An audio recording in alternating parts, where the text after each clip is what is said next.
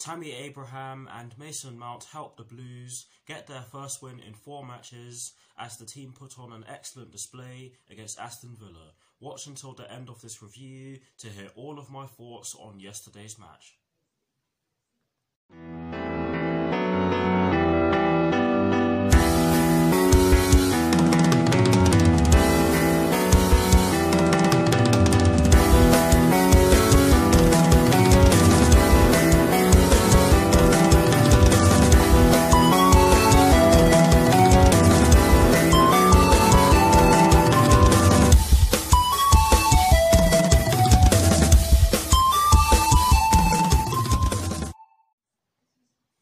Hello people, welcome to my channel, welcome to another video. This is my review of the game which took place yesterday evening at Stamford Bridge in the Premier League between Chelsea and Aston Villa, which Chelsea ended up winning by 2-1. So what I'm going to do for you guys in terms of this review is that firstly, I'll be giving you guys the lineup that Frank Lampard fielded at the start of yesterday's match. I'll then be giving you guys my thoughts on the match itself, and as always with these reviews, I'll be giving you guys the positives and the negatives in which I took from yesterday's match. And lastly, I'll be giving you guys my thoughts on Chelsea's upcoming Premier League fixture, which will be taking place on Saturday against Everton at Goodison Park with kickoff at 12:30 PM UK time. So without further ado, let's get straight into this review.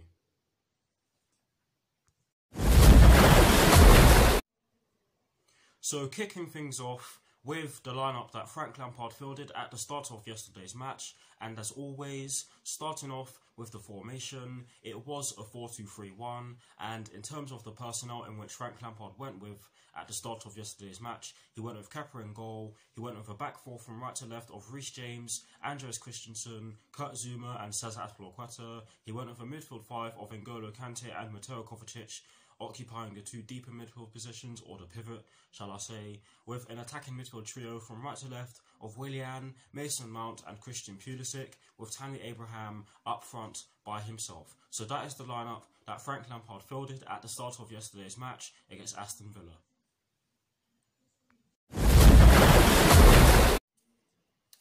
Now for my thoughts on yesterday's match itself, and as always, starting off with the first half. I actually thought that Chelsea made an excellent start to the match. We looked as though we were hungry, we looked as though we were full of energy, and we looked ready to respond to Saturday's defeat against West Ham United at Stamford Bridge, which was great to see. We did create many half chances throughout the opening exchanges of the match, but they weren't really close to threatening the goal. Some of them were long shots, which was great to see because that shows that we weren't just trying to pass Aston Villa's way to death or pass the opposition to death, to be more accurate.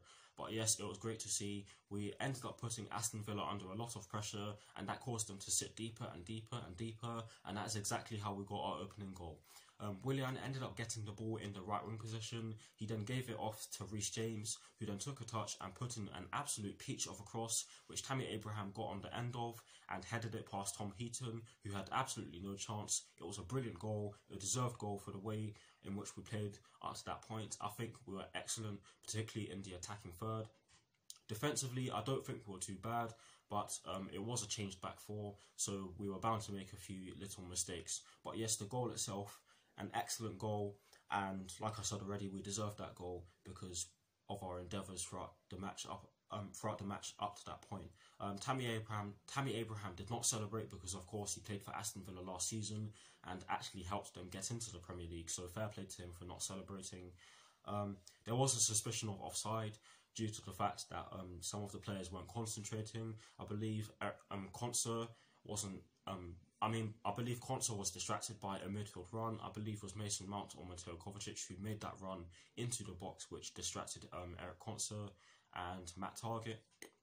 I forgot to mention in my bad, but yes, it was Eric Konsa and Matt Targett who were distracted by that midfield run, which of course allowed Tammy Abraham the space, and he just headed it into the back of the net. But it was not offside. He was clearly onside, so you have to give Tammy Abraham credit for the movement as well. But a brilliant goal, to say the least.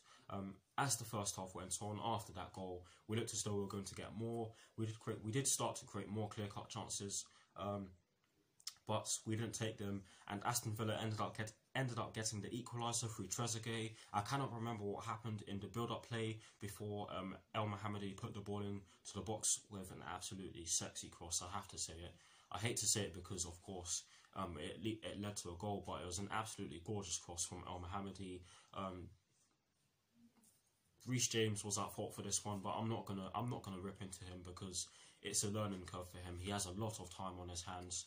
He has time on his side. So let's just hope that he rectifies the mistake in which he made, which allows Trezeguet to get on the end of the cross. Trezeguet ended up receiving the cross which El Mohammadi put in. He headed it down and just put his foot on it. Kepa, you cannot blame him for that.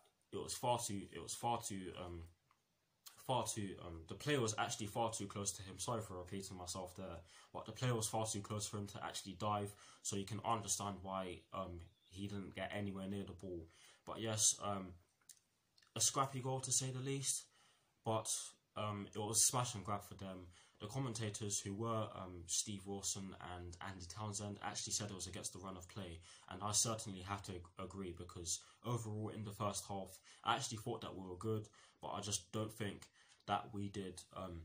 I think that we could have scored more. I think what made us not score more was the fact that Tom Heaton was decent in goal, and the fact that Aston Villa ended up sitting deep in their own half for a lion's share of the first half. But overall, we were present, and we showed our intentions, which were positive, of course. But yes, I think, like I said in my reaction video, I thought that we deserved to go into halftime with the lead because of our attacking endeavours. Sorry for stuttering. But yes, I do think that it was a decent first half from us. But now for my thoughts on the second half. Wow, what a start to the second half. And in contrast to the West Ham United game, where we actually conceded the goal, which lost us the game early on in the second half, we actually got our winning goal early on in the second half. And what an absolutely sexy goal it was. Willian again receives the ball in the right wing position. He puts in an absolute peach of a ball, which Tammy Abraham brings down absolutely.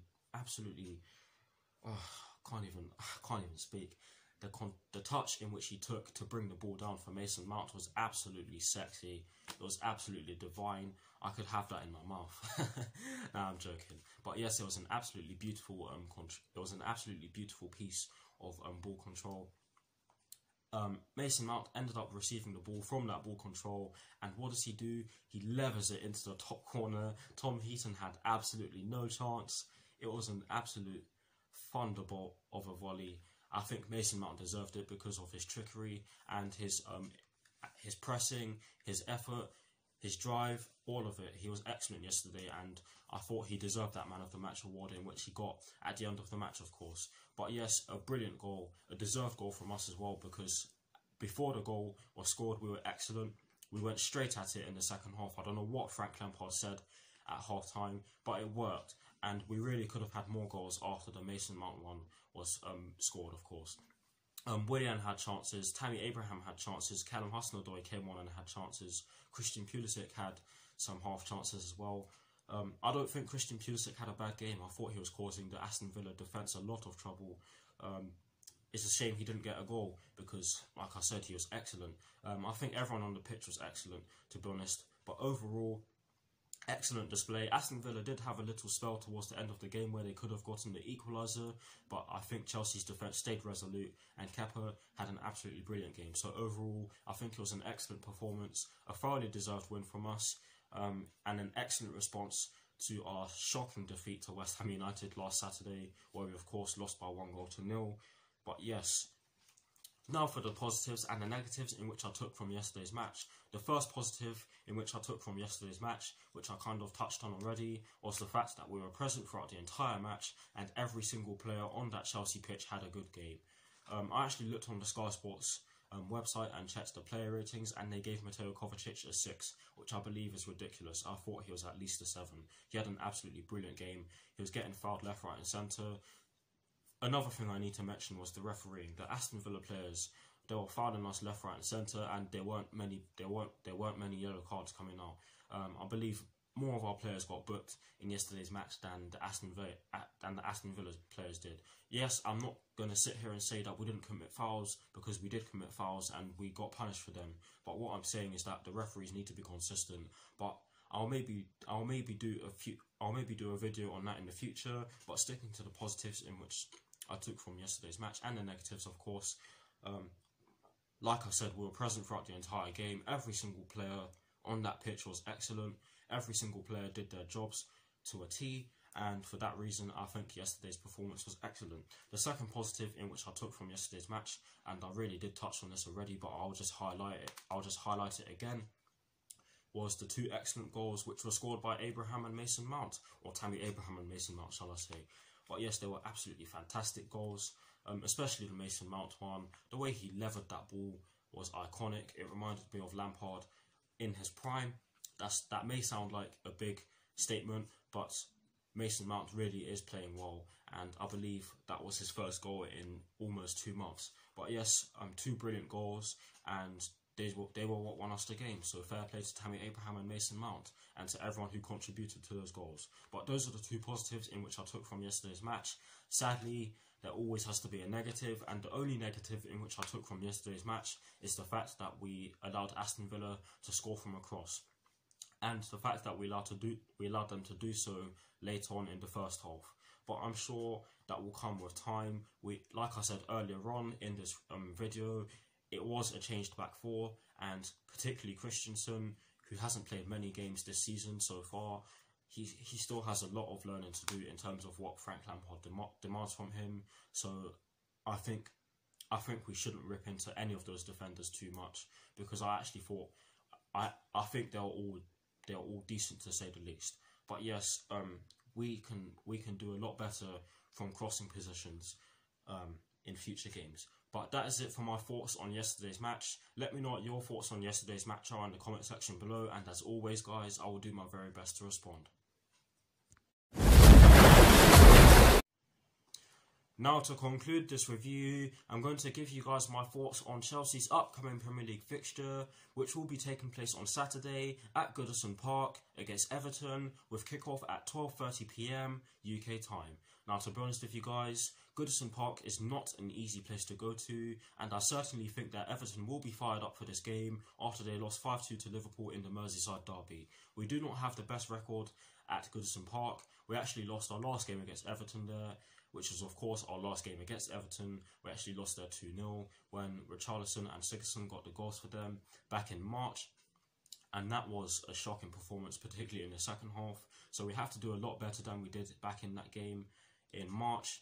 I do think that we can do a lot better, but it's just up to the team, and it's up to the players to turn up and replicate the performance in which they put in against Aston Villa and in previous games before the West Ham United loss and the Manchester City loss, of course. I do think we can win, but it's going to be difficult because Everton are a good side. They may not be showing it too much this season so far, but they are a good side, and they have some fantastic players in their squad. They've got Gylfi Sigurdsson, they've got Richarlison, they've got Moise Kean, they've got Lucas Dean, who can cause trouble on the overlap. They've got other brilliant midfielders as well. I can go on, but I'm gonna keep it concise and say that they've got good players. It is going to be a close contest, I feel, but we'll just have to see what happens. But that is it for this review. I hope you all enjoyed it. Like, comment and subscribe to my channel if you're new, and I'll see you all very soon for some more videos. Come on, you Blues. Come on, Frank Lampard. And peace.